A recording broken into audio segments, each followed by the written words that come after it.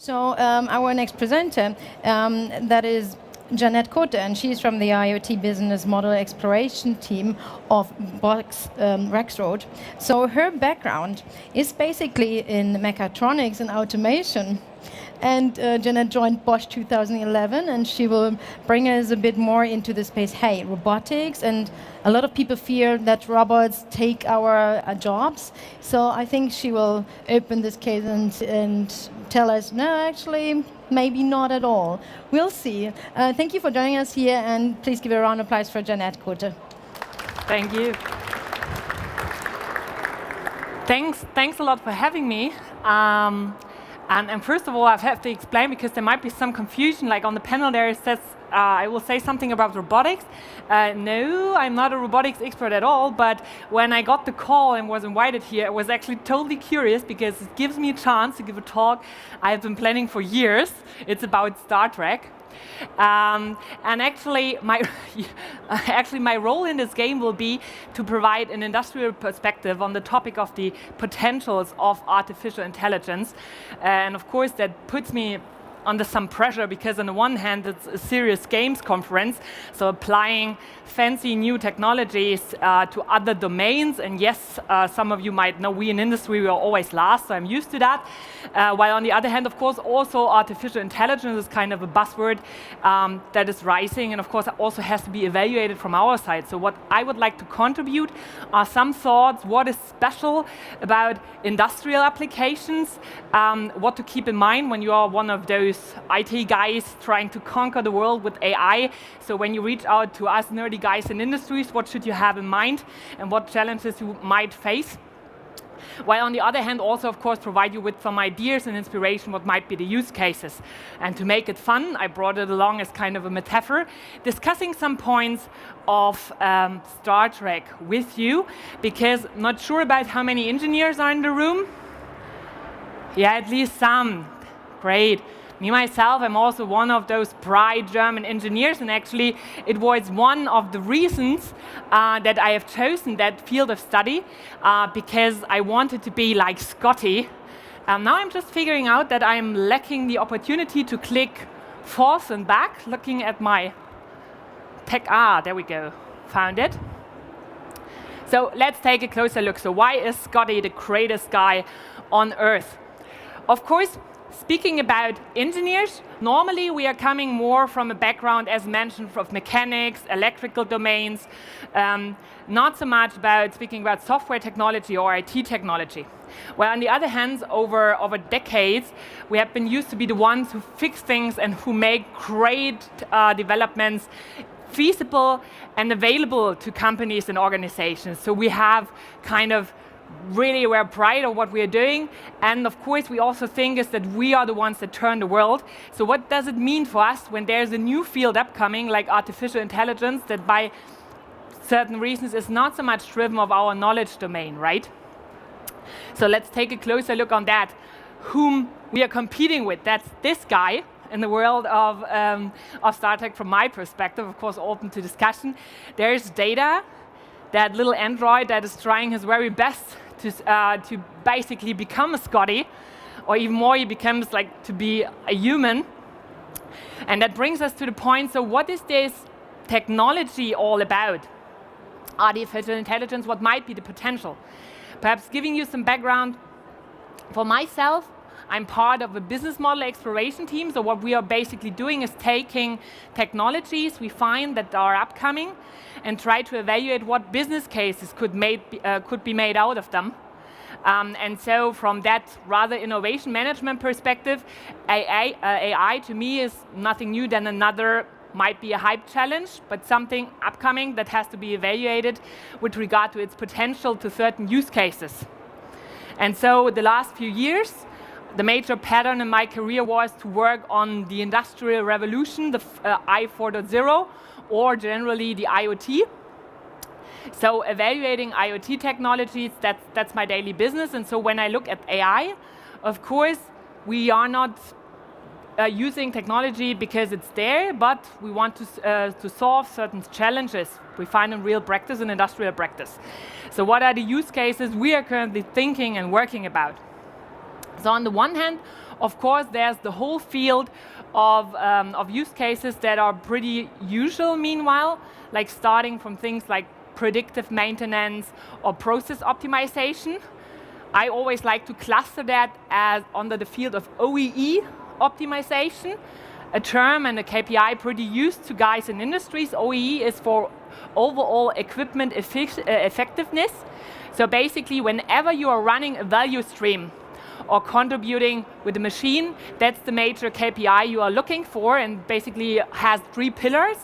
It's all about improving and ensuring the product quality, so reduce the amount of waste that is outcoming from your value stream.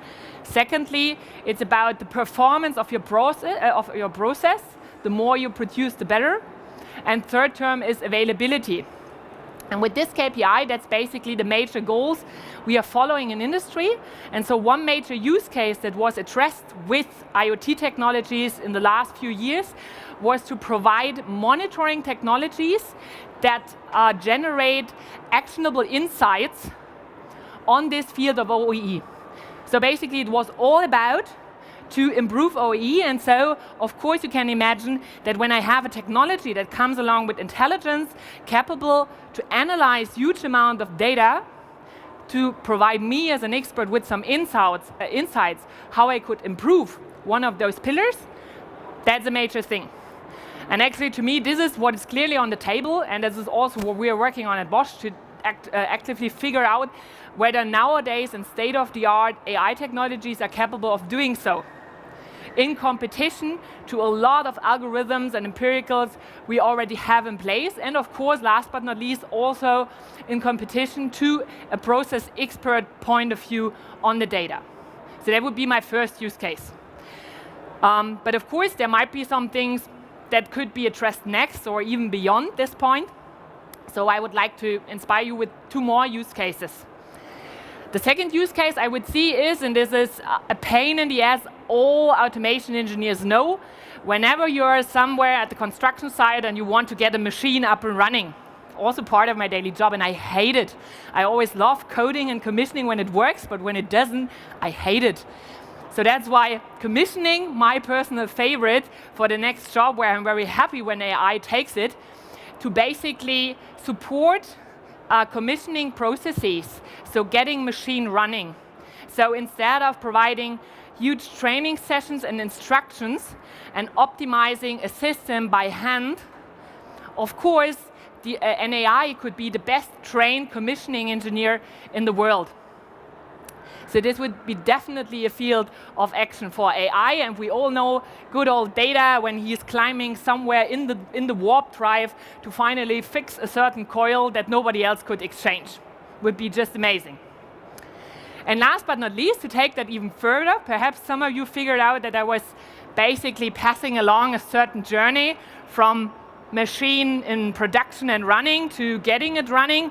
When I even take a step beyond that, go to the very beginning, of course, it's also about engineering and design processes. And especially since I'm having a background in automation, a lot of the design work is actually doing coding, telling machines how they should behave.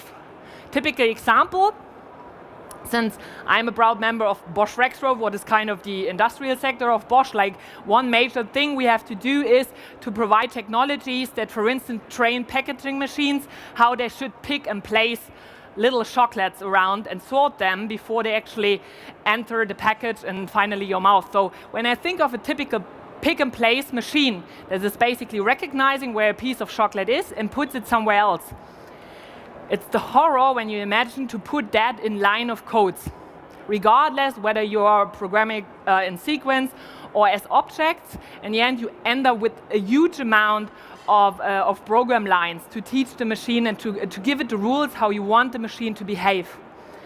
And of course, it would be a huge potential for AI that you could actually train machines how they should behave instead of telling them with rule-based codes.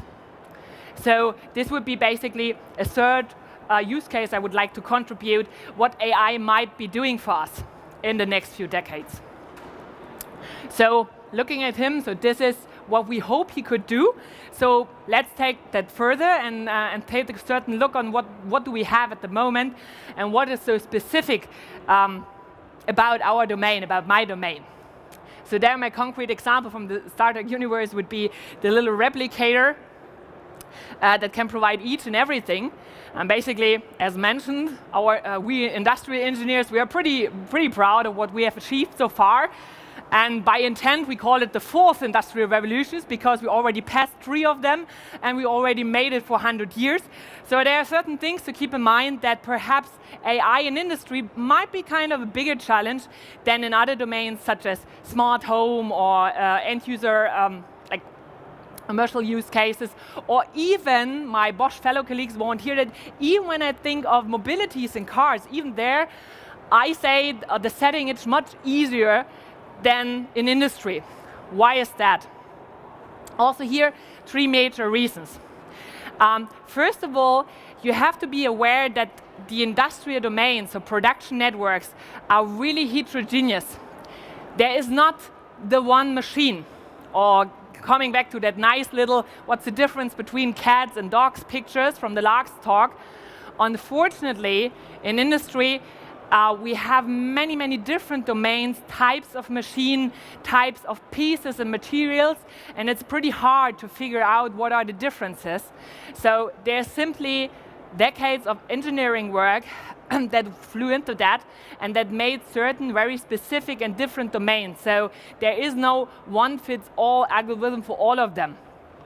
So the single use cases are pretty small, and so AI has to show, on the teams that provide solutions based on AI have to show that they can handle this heterogeneity.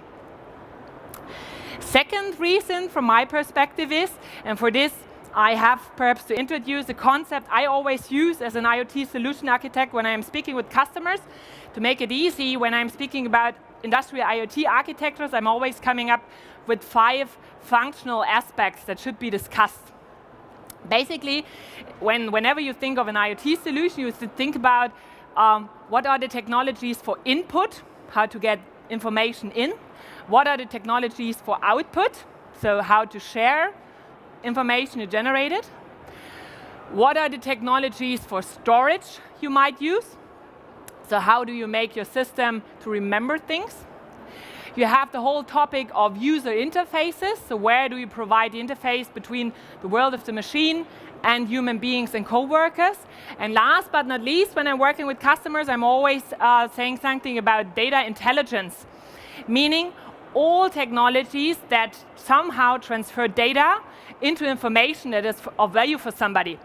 And the cool thing about working on IoT technologies is that in comparison to classical automation pyramids, we now have the degree of freedom to basically rearrange those 5 functionalities basically freely over the different deployment levels. So starting from the edge over enterprise systems up to the cloud systems, and you can freely combine them, what of course provides a huge degree of freedom. So having this in mind, AI has to somehow answer in this whole toolbox of technologies, being one of the potential candidates in the field of data intelligence, whether it also can provide this degree of freedom, that I can run solutions directly on the edge, on the cloud, and can easily combine them with others. Again, having in mind that the interface technologies in industry are pretty heterogeneous. And third reason I wanted to share with you why I think that industrial environments are different than other domains is especially the scalability of data intelligence. Because if there are some among you who already discussed solution architectures with industrial guys, the last few years we were arguing hard on applying cloud-based technologies, because you have to keep in mind that the data that is generated there is directly connected to business intelligence. So people are very well aware of the value of this data. So that's why data security and data ownership have been very present from the very beginning. And so the last few years we saw that discussion on what should we really want on the cloud, what should stay on the edge. And so addressing this point with AI, think about it, like you put all your core knowledge into an AI that you train to, for instance, figure out how a process could be optimized. Would you really want this to be available locally and without your control, since it's compiled and could be distributed freely? Or would you tend to keep it under your control? And it's not just a political or philosophical question or a personal decision as in many other domains, but it's directly connected to business value. And so this is something from a rather sales and strategic perspective one should keep in mind when it comes to applying AI in the industrial context. So these as a few thoughts, what is so special about industry and why I strongly believe that this is quite a huge challenge to be taken by AI. But let's take that further. Of course, when you're discussing new technologies, you also know that data always has his bad brother law. And basically that comes with the horror scenarios you could also think of. So what might be the downside of the coin? And that brings us to the discussion, so what are, so to say, the threats and risks one should keep in mind?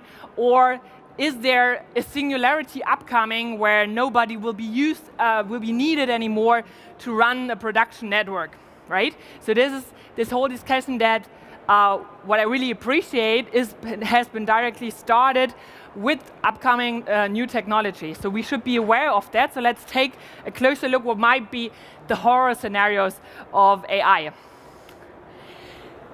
Discussing that further, I always have the impression, and that brings us to the Borg from the Star Trek universe, that we are the Borg, the bad and the mighty force, all driven by technology, no humans needed anymore. Of course, that would be the worst scenario one could think of, transferred to our cute little tiny AI technology.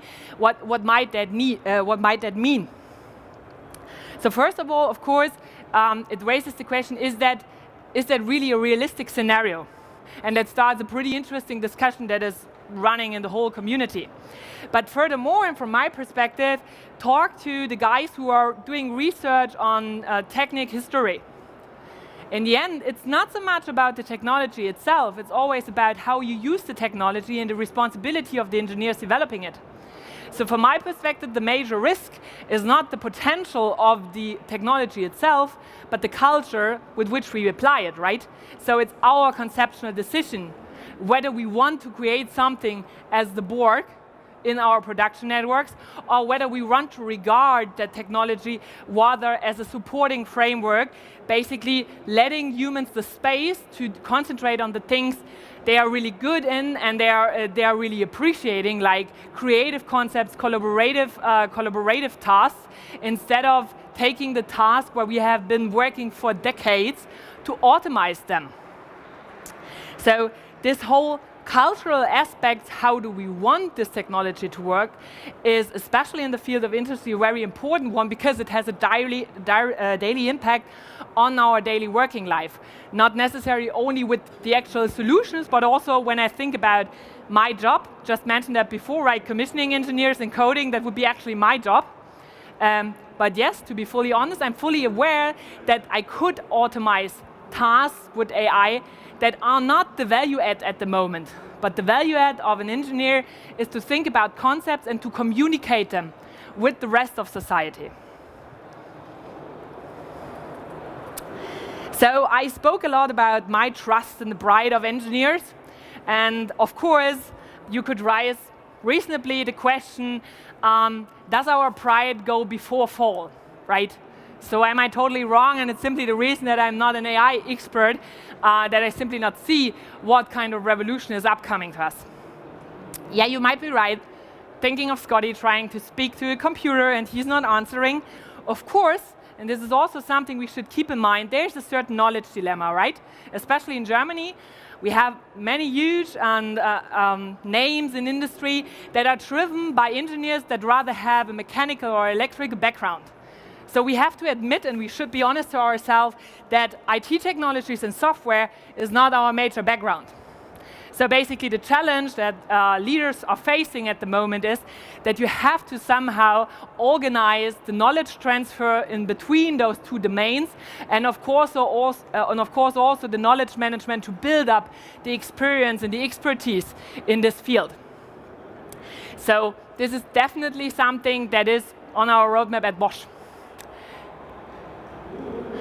But when we take that along, now speaking a lot about the technology itself and its actual risk, I got more and more the feeling that the actual disruptive potential appears rather harmless at the moment, is not so much in scope. Perhaps also to the reason since I mentioned, like, we as engineers were more fascinated by technologies and not so much about business and commercials. So that's why from the little Star Trek universe, those Ferengi guys, pretty enthusiastic commercial guys, perhaps the disruptive potential is not so much the technology itself, but it's more the business cases you can drive with it. And those little tiny disruptive startups around here, where huge and established organizations should be really careful what disruptive potentials are there on their current business model, and that should be our major focus. Not so much looking into the details and bits and bytes of technologies, but trying to take the bigger picture. So, trying to provide a conclusion on the topic, I was thinking, okay, in my Star Wars universe, what are the big technicians I'm thinking about? Yeah, there's Scotty and there's Data, but in the end, perhaps the compromise is somewhere at Jordi LaForge. Also an engineer, also somebody within my guild. But this picture is actually really nice as a metaphor to basically discuss what might be the roles AI could take for us, like what is the purpose, what might be the purpose in the end. So of course, we have the whole field of robotics and androids as represented by Data, but of course, in the real world right now, that would need a definition, what would be the pendant of Data in the industrial world.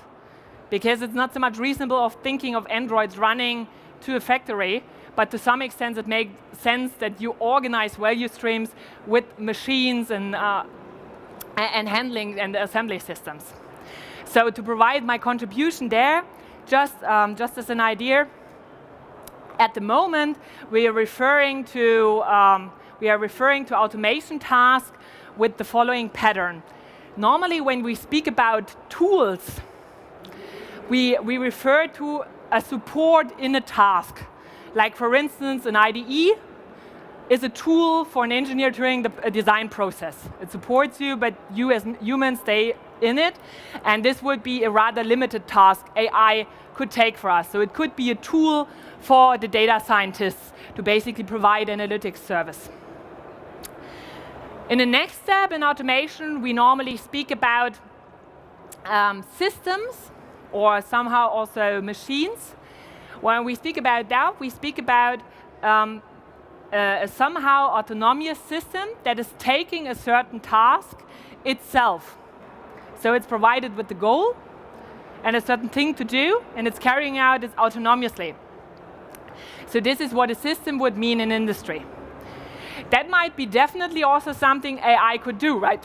Replacing the code that is currently running in a machine control by a more intelligent system. But when we go to the third level, and this so far has nobody addressed in industry with somehow a technology, is the task that engineers and process experts do, because whenever it comes to only receiving a goal, and it needs creativity and conceptual work to achieve it, so far we never had a technology to do so.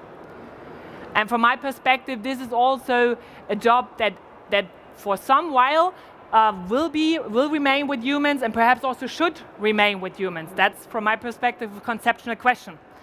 So, to sum up my discussion of the topic, perhaps it's rather a fusion of good human capabilities with technological capabilities than actually a competition of both. And so, of course, concluding a Star Trek talk, you have to have a certain brake in it. So for the other fraction. So thanks a lot for your interest in that talk. The main message I would like to share with you, in the end, it's us. Like, we are the father of technology. We can shape it. And so that's my perspective on the topic. It's on us to explore the potentials of AI and to also tell it what it should do for us.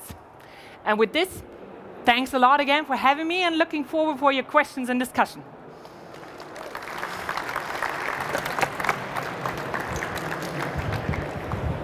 Thanks, Jeanette.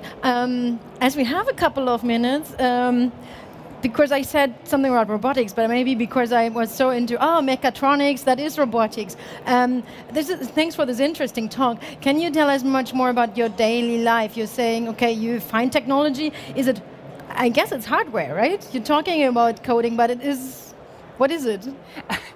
Yeah, to be fully honest, like, the last few years, an innovation manager's task in industry has been to scout new technologies. When I refer to technologies, I mean hard and software technologies. And you put them into new products. That is, like, for the last few years, people who studied innovation management, that was the major job description. What we see upcoming with the whole topic of IoT is that is the actual scope of innovation and the search fields are far beyond that point. So you do not only speak about the box of product innovation, but you should think outside that box and think about your whole business model holistically. And so that's why my team's mission is to basically explore new business potentials and certain hypotheses we have on the market. With MVPs, we build from available technologies within Bosch, within the partner network. Okay. And so we test that on the market and come back with validated learning. So that's the daily business. But by far, it's more on software than on the hardware. Fortunately, there are lots of colleagues that are much more experienced in hardware than I am. Okay, where are you based? It's Stuttgart area, Ludwigsburg, on the Grow platform. That's the Bosch internal startup platform. That's the place to be. Feel warmly invited to visit us. Okay, I will come by. Definitely, I will come for. Okay, thank you so much. We will see you with the panel discussion later on. For sure. Thanks for your talk. Can I? Yes. Perfect. Thank you.